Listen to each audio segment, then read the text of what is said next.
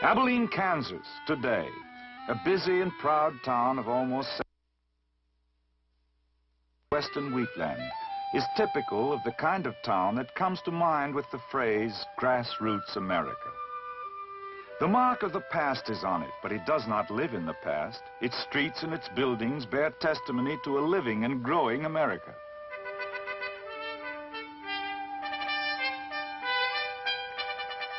One of its newest and proudest buildings is the Eisenhower Museum, which carries forth the spirit and the history of the Eisenhower family of Abilene. It is visited daily by citizens from all parts of the country, ranging from dignitary to schoolboy. Inside the museum, the life of Dwight Eisenhower, boy and man, is depicted in a series of murals. From infancy, that life had the flavor of grassroots America about it. Eisenhower was born in 1890 in Denison, Texas, of parents whose families had migrated to Pennsylvania from Europe and thence to the American Midwest. Young Eisenhower's parents had lived in Abilene before his birth, and it was to Abilene, once the wild town at the end of the Chisholm Trail, now a peaceful village of the plains, that they returned when he was an infant. And it was here that he grew to maturity through a childhood that was active, eager, and happy. An experience shared with devoted parents and spirited brothers. A childhood as rich in the important things of life as ever graced the development of any man. It was an active boyhood in which sports played an important part. He excelled at baseball, both in school and on a vacant lot next to his home. But football was his first love, and his high school coach called him the most outstanding tackle in the valley.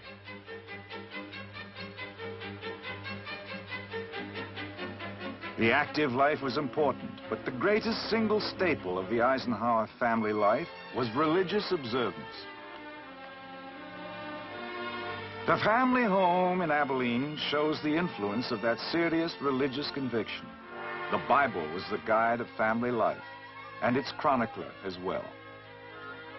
On the wall of the bedroom shared by Dwight and his brother Edgar still hangs this simple testament of faith, "Thy will be done."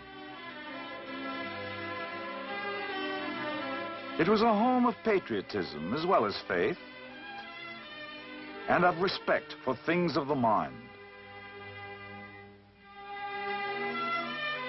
Work, constant and hard work, was also a staple of the family routine.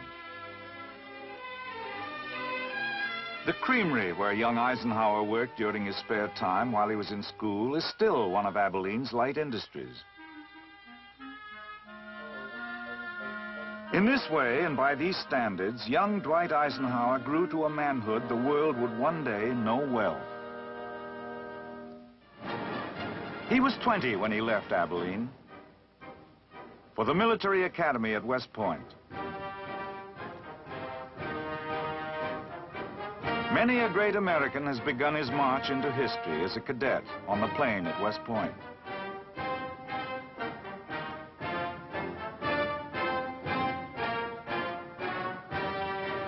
Eisenhower was graduated from the military academy in 1915 and commissioned a second lieutenant of infantry.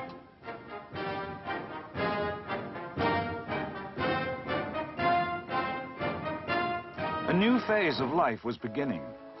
In the summer of 1916, as a newly promoted first lieutenant stationed at Fort Sam Houston, Texas, he married Mamie Geneva Dowd of Denver.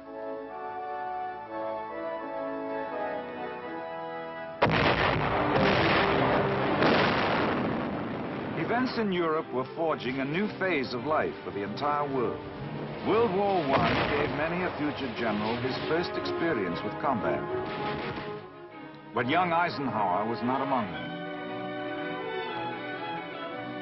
World War I brought him instead command of a tank training center at Gettysburg, Pennsylvania, where he prepared troops of the new tank corps for overseas duty. His performance won for him the Distinguished Service Medal, but before he was able to get to Europe, the war ended.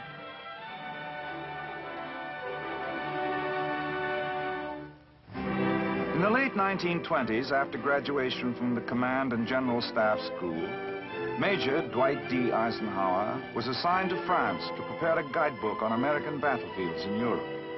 It was his first direct experience with that continent. With the 30s came other assignments, climaxed by service under General Douglas MacArthur in the Philippines. For 4 years, he worked with MacArthur, who was Commander-in-Chief of the Philippine Army, to help the Commonwealth government work out a plan for its military defense.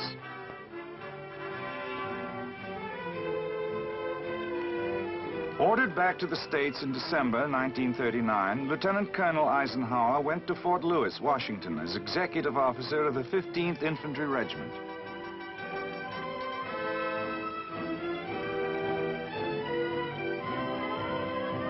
In the dark spring of 1940, German armored divisions were crashing through Holland and Belgium.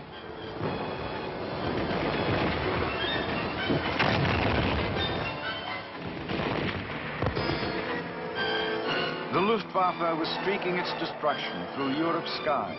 France was prostrate, and beleaguered Britain was standing alone.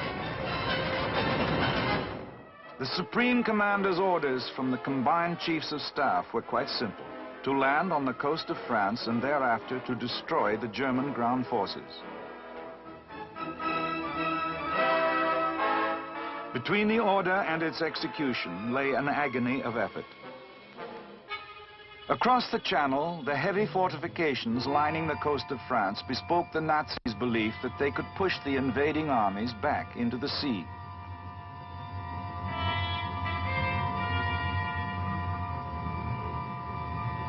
In France alone, 58 German divisions were waiting. Preparing for the invasion was a job without let-up.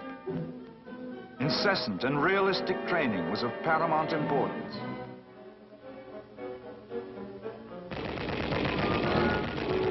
The challenges of morale, the myriad details of coordination on every level, all these were overwhelming. But through those tense months in the early part of 1944, the preparations continued. And finally, after being postponed one day because of weather conditions, the eve of the day of decision was at hand. The commander visited the airborne troops who would lead the invasion. "I found the men in fine fettle," he wrote later, joshingly admonishing me that I had no cause for worry. D-Day, with the fate of the war hanging in the balance. D-Day, June the 6th, 1944.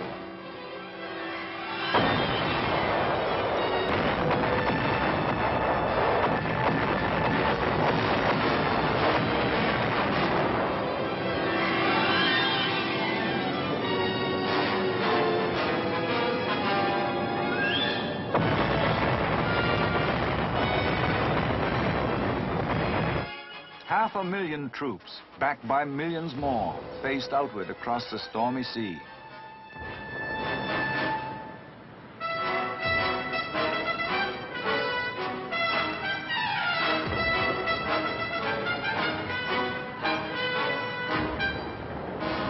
On beaches that dotted the French coast of the Channel, British, Canadian, and American troops touched shore.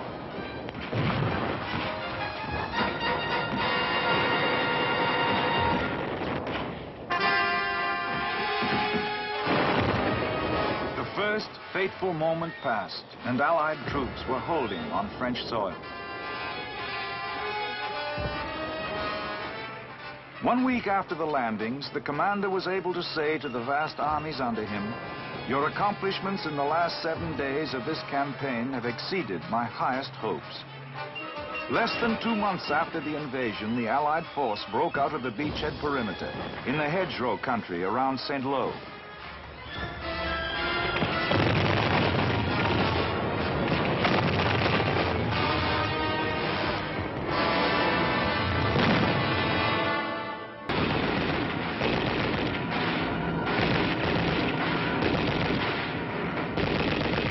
and accepting his surrender in the droves that began to appear. The great cities of the enemy's fatherland were rubble as Allied troops moved through them in the last stages of the enemy's defeat.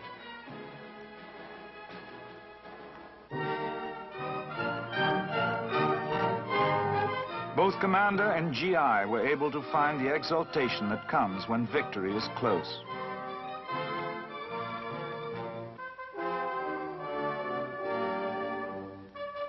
Victory came finally with the German surrender in a schoolhouse at Reims on May the 7th, 1945.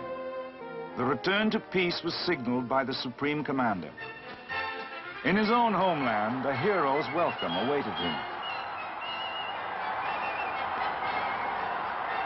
America's greeting for a favorite son. Here, the story of Dwight D. Eisenhower might well have ended, on this note of triumphant acclaim for a job so splendidly done.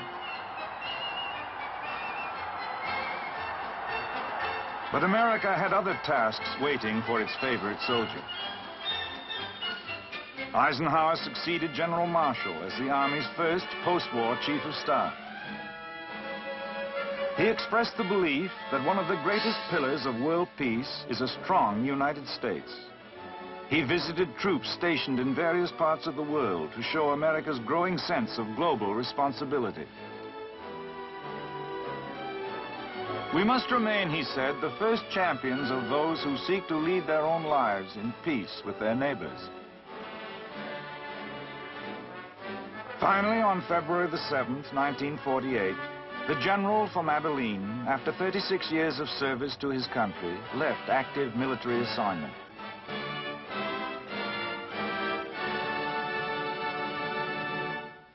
But not active participation in the life of his nation. He accepted an invitation from Columbia University to serve as president of that great institution, enabling him, so he thought at the time, to devote the remainder of his useful life to the challenges of education.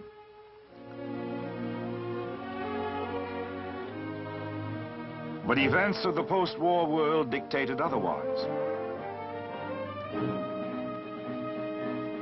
The urgent necessity for unity in the free world brought into being the North Atlantic Treaty Organization.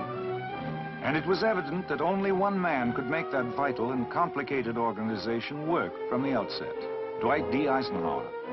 At the end of 1950, he answered his country's call once more. And once more, he was on European soil to assume supreme command of the land, the sea, and the air forces of a grand defensive alliance. Against the new threat rising from the Soviets, who had once been his nation's ally, he had to create in the war-weary European soul the will to defend itself, so that freedom so dearly bought would not be lost. For more than a year, he labored diligently at his task of coalition. When he turned over the reins of command to General Matthew Ridgway, the structure of military unity among free nations, on which rested the hope for continued peace, was established. Once again, with the accomplishment of substantial victory behind him, this might well have been the end of his public career, and in a sense it was. The closing chapter in the story of Eisenhower the soldier.